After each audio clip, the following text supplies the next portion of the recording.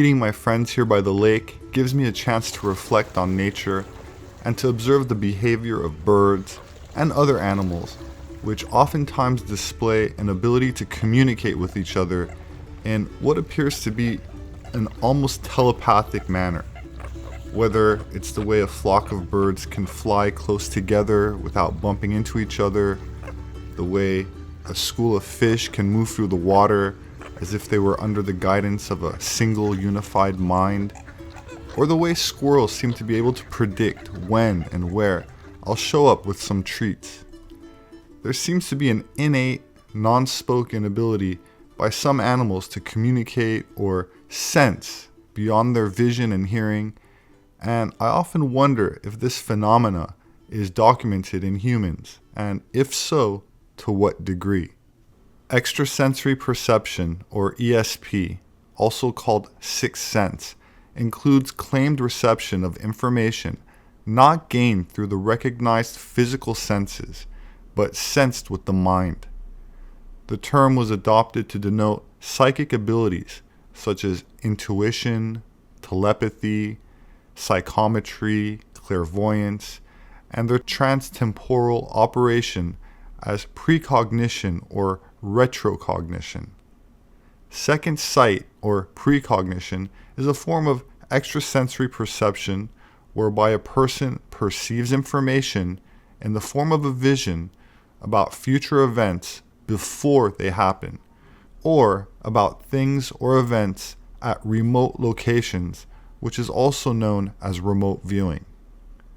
Russell Targ is a physicist and author who was a pioneer in the development of the laser at Lockheed Martin Missiles and Space Company, where he was a senior staff scientist. He was co-founder of a Stanford Research Institution's investigation into psychic abilities in the 70s and 80s, primarily via remote viewing. Mr. Targ gave a presentation for TED Talk called The Reality of ESP, a physicist's proof of psychic abilities, which was removed because it was deemed as unscientific, despite the credentials of the researchers involved and their objective approach to their findings. I felt that this presentation was worth playing for my audience, which I will stop periodically to give my own input. Well, I'm very happy to be here. My name is Russell Targ, and I'm a physicist, and it's my great pleasure to tell you about the remarkable work we did at Stanford Research Institute investigating psychic abilities. We did that for the CIA, Defense Intelligence Agency, NASA, and many, many other intelligence agencies, part of the U.S. government intelligence system. I got into all this as a childhood magician, standing on the stage in New York doing mental magic. And I had the experience from time to time of having a direct perception of something in the life stream of the person whose mind I was pretending to read, or whose fortune I was pretending to tell. So I was not a real psychic. I was just a kid doing magic. But I've now talked to people like Kreskin and Melbourne Christopher, and they said, oh yes, every professional magician knows that from time to time you're given some material, and you can then supplement your magic trick with whatever ESP comes to you. And there are many magicians who do that, as we know. But I was not doing magic for the CIA, because as we know, the CIA is not easily amused, and we were trying to do the real thing for them. The work we did at SRI involved things like finding a downed Russian airplane in North Africa with code books on it, locating a kidnapped American general in northern Italy, looking into a Soviet weapons factory in Soviet Siberia, describing the construction of a huge Soviet submarine in northern Russia, and we even looked on a Chinese atomic bomb test 3 days before it was scheduled to go off, and described correctly that it was going to fail. So we did quite a lot of useful things for the government during our 23-year program. The ability we're talking about is a natural psychic ability that we all have, in spite of what you may have heard to the contrary. people can quiet their mind and describe and experience what's happening in a distant place or in the future. And this has been talked about for thousands of years. Buddhists have a vast lore about what this is and how to do it and why it's desirable. And I'll try and talk about that later. The ability allows you to quiet your mind and describe and experience what's happening in the future. And you can do that independent of the distance. The most interesting thing that we found as physicists is that it's no harder to describe what's happening in Soviet Siberia 6,000 miles away than it is for you to describe the funny object I have in my pocket. 6,000 miles away does not decrease the accuracy or the reliability as compared with something nearby. Looking into the distance is no harder than looking at a contemporaneous event, and that's why this is called a non-local perception. Not quantum mechanical particularly. It pertains to the fact that we live in a non-local space-time described as scientifically most recently by Schrödinger in the 1920s and then proved in the 1970s and 1980s. So the idea of non-local connections is not New Age. This is accepted in the physical community. The hottest topic in modern physics is exploring non-locality. It was described originally by the Buddhists 2,000 years ago, but modern physics has finally caught up. The leaders of the program that we had at SRI are all physicists. The physicists are taking over what used to be called parapsychology. The three leaders of the program were myself and Hal Puthoff, who are both laser physicists, and Ed May, who is a nuclear physicist. And we were eager that our scientific friends would not think that we'd gone off the rails into ESP research, so we made sure that we published everything we did, all of our experiments, in the world's most prestigious journals where we would normally publish our science. So we published our work in the Proceedings of the Institute of Electrical Engineers, the American Association for the Advancement of Science, the American Institute of Physics, and Nature magazine. So this is not, I just want to emphasize that at the time we were doing this work, this was mainstream, written up in the New York Times, published in the premier journals in the world. So as you can see, Mr. Targ is well-spoken, and his approach was conducted within the boundaries of the scientific method. Before he makes his case and presents his findings, I wanted to read to you a statement issued by Russell Targ after Ted questioned his scientific legitimacy. Quote, "In canceling the TED event in West Hollywood, it appears that I was accused of using the guise of science to further spooky claims or some such. People on this blog have asked what I was going to talk about. That's easily answered.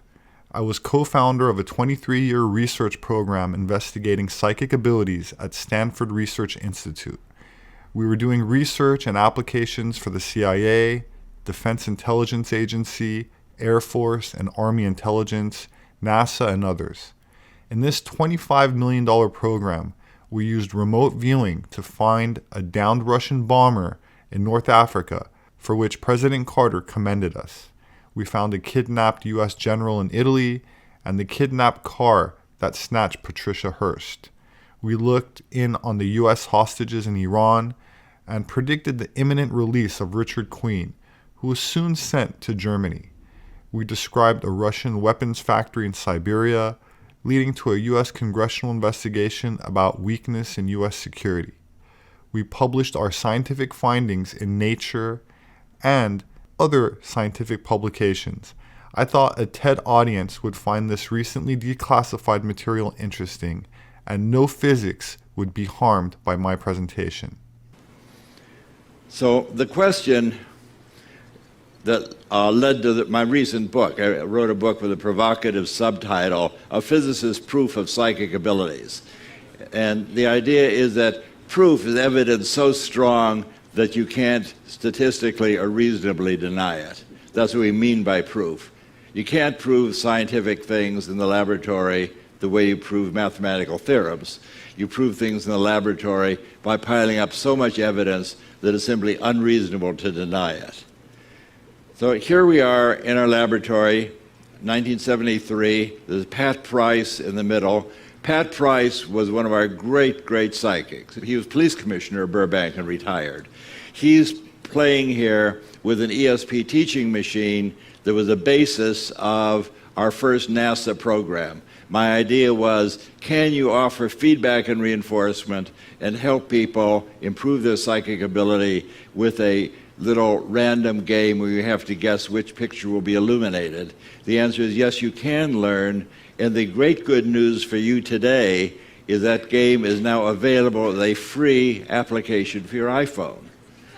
So I posted that as a little gift. It's called ESP Trainer, and you can just download it and have it on your iPhone. It'll ring a bell when you get the right answer and show you a pretty picture.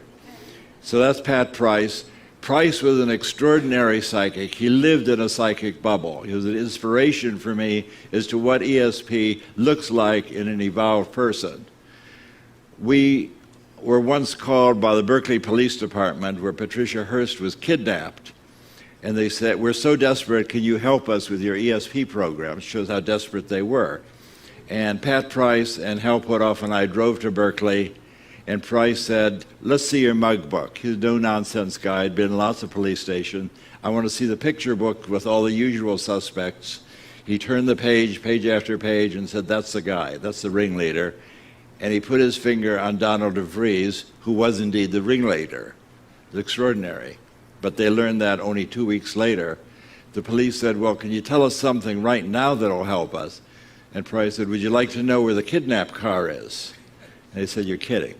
He said, "Well, so if you drive about 50 miles north on Bayshore Free on Highway 101, the kidnapped car is a white station wagon. It's on the right, parked by a diner across from two large white gas storage cylinders in the pedestrian overpass across the freeway."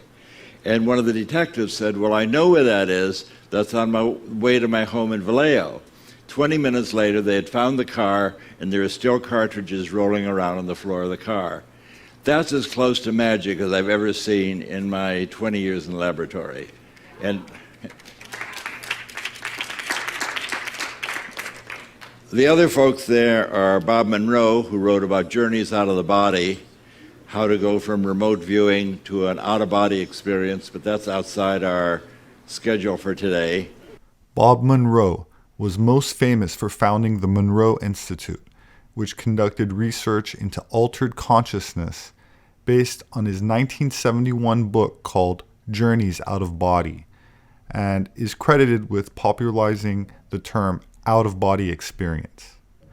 An out-of-body experience is a phenomena which a person seems to perceive the world from a location outside of their physical body. Astral projection or astral travel is a similar term used to describe a willful out-of-body experience, or OOBE, that assumes the existence of a soul or consciousness called an astral body, that's separate from the physical body and capable of perceiving or traveling outside of it throughout the universe.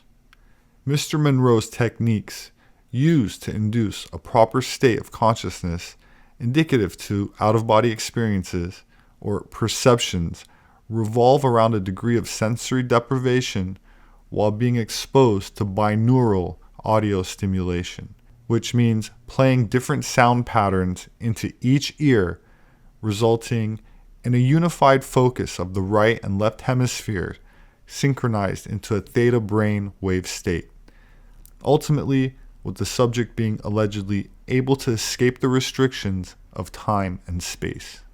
A recently declassified 1983 CIA report on the Monroe Institute technique called the Gateway Experience seems to acknowledge the reality of achieving space-time transcendence and is available online for public viewing.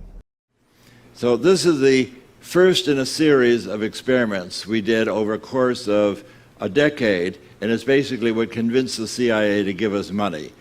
That is, what we played is a kind of psychic hide and go seek, and all the pictures I'm going to show you are like this, so I won't reiterate. The way it works is Pat Price, or the psychic of the day, is in a shielded room, electrically shielded room with me, And Hal randomly is sent to an undisclosed location, random target picked by the lab director. He generally will go with the colonel from the Army or a lab director or a contract monitor. In this case, they went to a swimming pool complex called Rinconada Park. Price with me said, I see a water purification plant, I see a square pool 65 by 80, and a round pool 100 feet in diameter, and 2 water storage tanks. That's what I see, and that's what he drew on the right. Actually, they had gone to the swimming pool complex, and when we got there for feedback after the experiment, we saw the swimming pool is really 110 feet in diameter, and the rectangular pool is 75 by 100. So viewed from 5 miles away, he had the dimensions architecturally correct to 90%. Now, he had added in these 2 water tanks, which are on the right side of the picture, which are not at the location.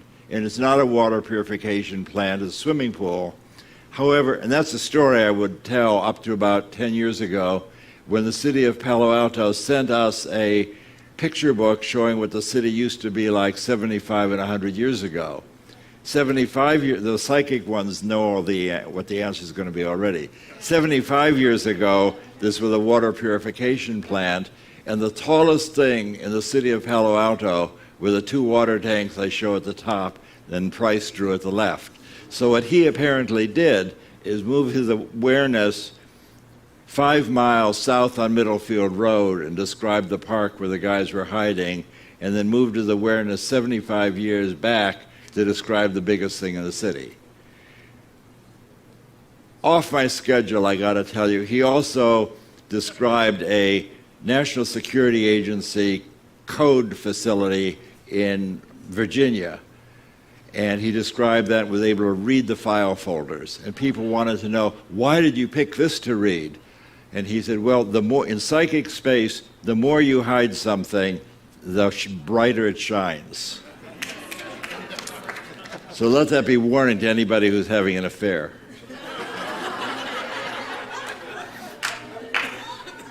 So the demonstration of ability test that we had from the CIA, John McMahon, who's head of the CIA, said to us, you guys are wasting your time looking at swimming pools and churches. We have targets that would be of national security help. Can you describe a target, and I'll send you the coordinates. So Price and I climbed back into our little shielded phone booth, and he said, well, I'm psychically laying on a building, and a giant crane is rolling back and forth over my body. There's a huge crane. It has 8 wheels, 4 on either side of the building. And in this building, they're constructing a 60-foot steel sphere, and they're welding it together. That all turned out to be entirely true. In fact, it was so true that after the steel sphere was verified, we then had a congressional investigation called by the House Intelligence Oversight Committee to see if there had been a security leak. This, in the spirit of no good deed goes unpunished. But the Congress eventually said what we're doing is okay. We were supported by CIA and Defense Intelligence Agency and told to press on, and we pressed on for another 15 years. I finally escaped from the laboratory and got to travel across country, and 2 other people were psychically tracking me. The first place I went was New Orleans, and no one knew, of course, where I was, and I chose my target by throwing a die on the pavement. And the die sent me to the New Orleans Superdome. So I was standing in front of the Superdome recording my coordinates. This is noon, this is Russell Targ, I'm standing in front of the Superdome. It looks like a flying saucer shining in the sun. Bad thing to say. Back in the laboratory, my friend, another physicist, Gary Langford, very psychic, straight-up physicist, was working with Elizabeth Rauscher, who interviewed him. She's another physicist. All these people are professional physicists interested in the psychic stuff. Gary said, well, I have a clear picture of a circular building. It looks like a giant UFO. Do you think Russell's been abducted? So Elizabeth said, just tell me what you see, make a drawing. And of course, his drawing was a remarkably accurate. This was his also first remote viewing. Gary just came in and said, well, I've been doing this all my life, avocationally.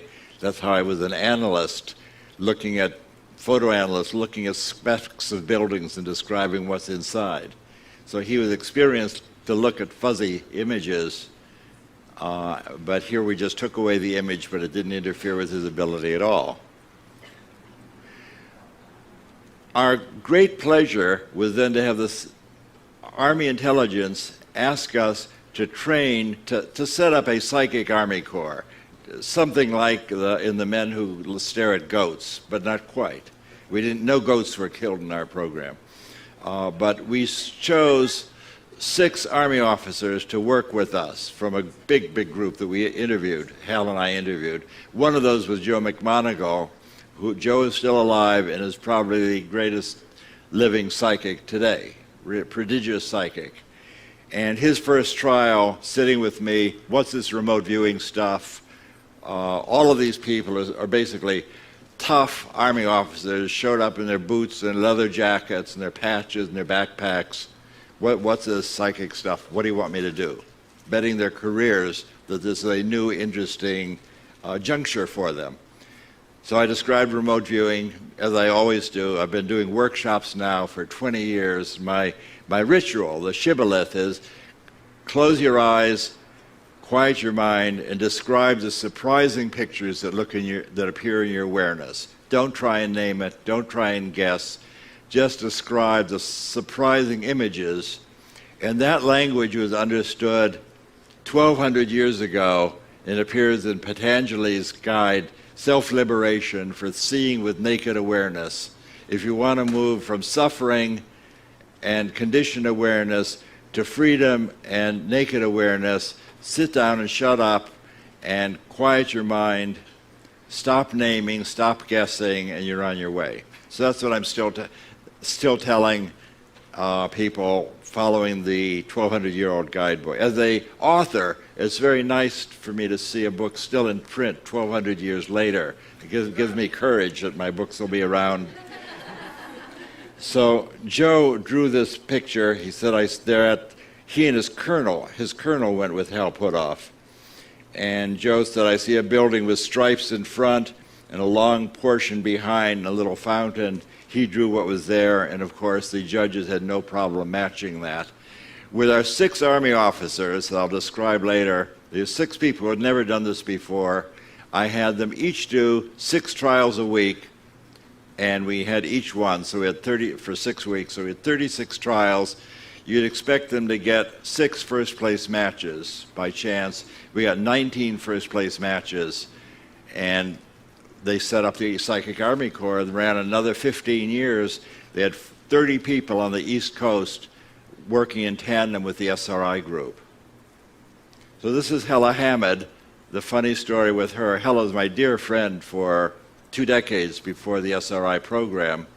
And they said, well, Pat Price is a fantastic psychic. Ingo Swann is the one who taught us how to do remote viewing. We want to see what a control person is. CIA said, what does an ordinary person do? Well, Hella's not exactly ordinary. She's a woman of the world, speaks many languages, professional photographer, but she thought it would be very amusing to be hired as a psychic of the various things that she had done in her life. So she came to work with us. The bottom line is she became the most proficient and most reliable person in the program for the decade, our control subject. Her first trial with me, as you catch on now, we're sitting in a shielded room. Hella says, when I close my eyes, what comes into my view is squares within squares within squares. That's what Hal Puthoff sees, and he was at a pedestrian overpass. Hella's 9 trials were even more significant than Pat Price's 9 trials. In Price's, the judge guessed 7 of them first place match. What that means is that if Hal Puthoff had been separated, had been kidnapped 9 times in a row, Price would have found him 7 out of the 9 times the first place he looked. Very remarkable. So here's Hella Hamid and Ingo Swann. Ingo taught us all how to do remote viewing. The way it worked is that Ingo taught Hal and me how to do remote viewing. Hal and I taught the 6 Army officers. The Army officers taught the world. So if you look at Google right now, we're still up on Google, and search for remote viewing, you'll find more than 2 million pages dealing with remote viewing, operational things to do with remote viewing. 2 million pages is quite a lot of pages for something that many people don't think exists.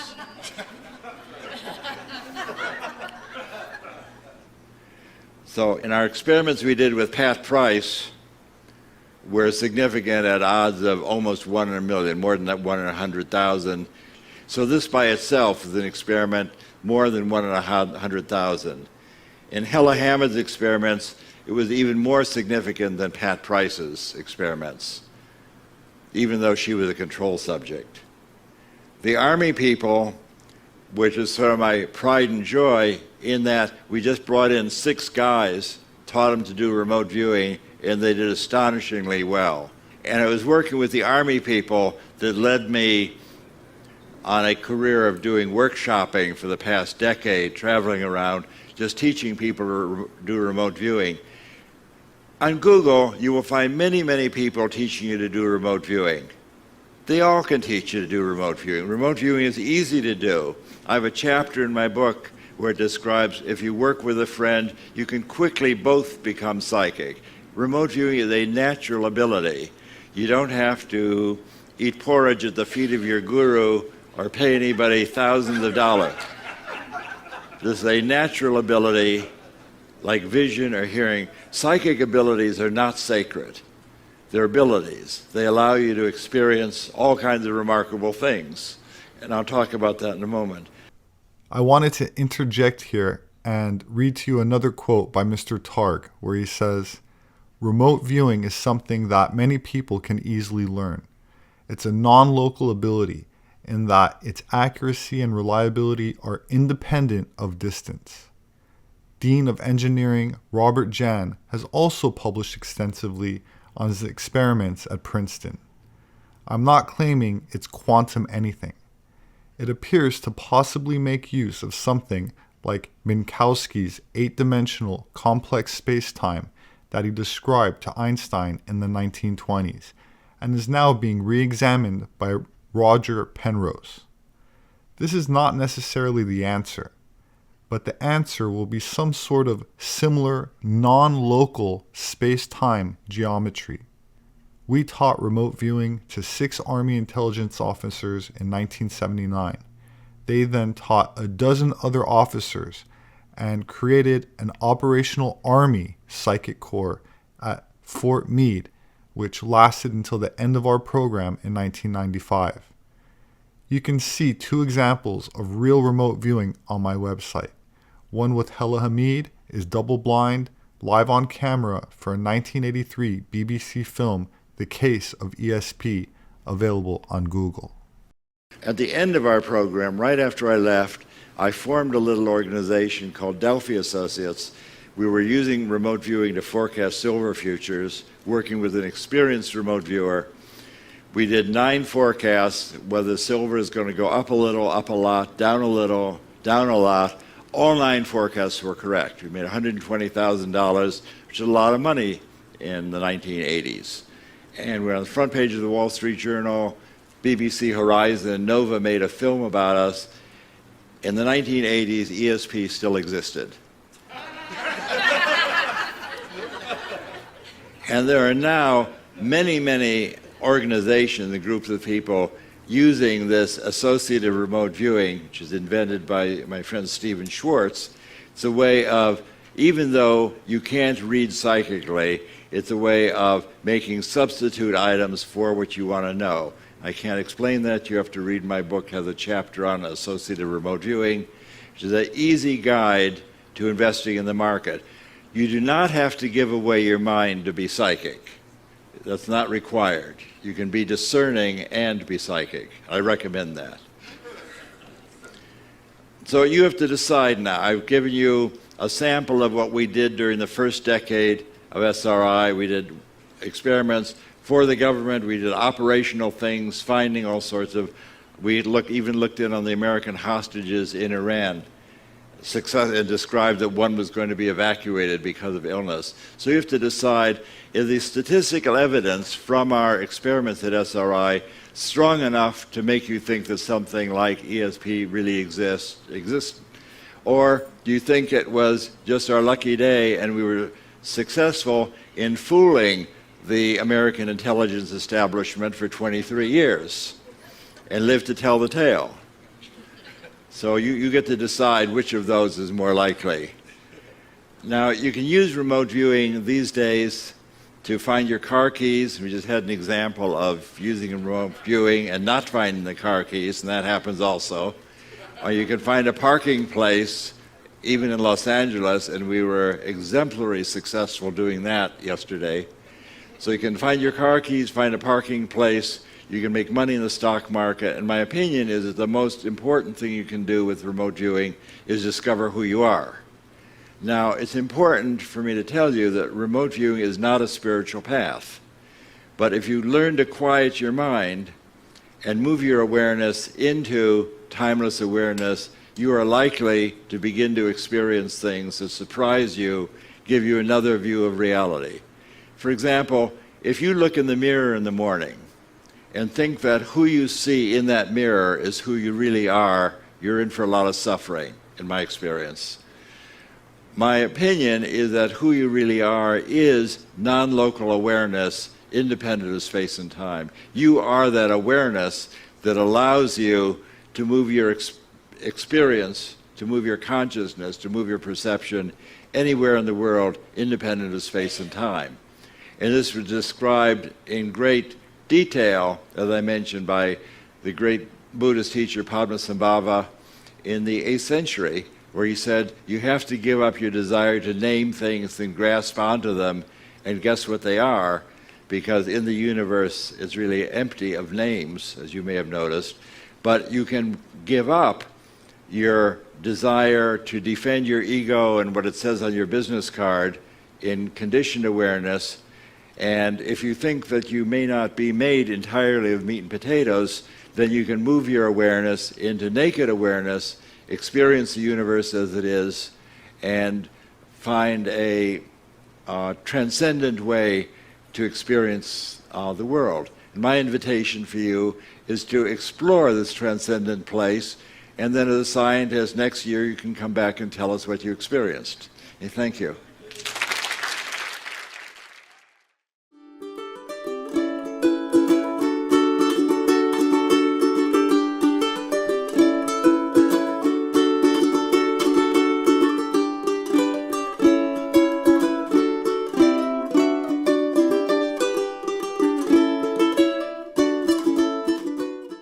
I found the ending of Mr. Targ's presentation to be the most interesting part, where he seems to transition from physics into spirituality, saying that if one can learn to quiet the mind and move into what he calls timeless awareness, then one is likely to be surprised by another view of reality, particularly his conclusion that who we really are is non-local awareness independent of space and time.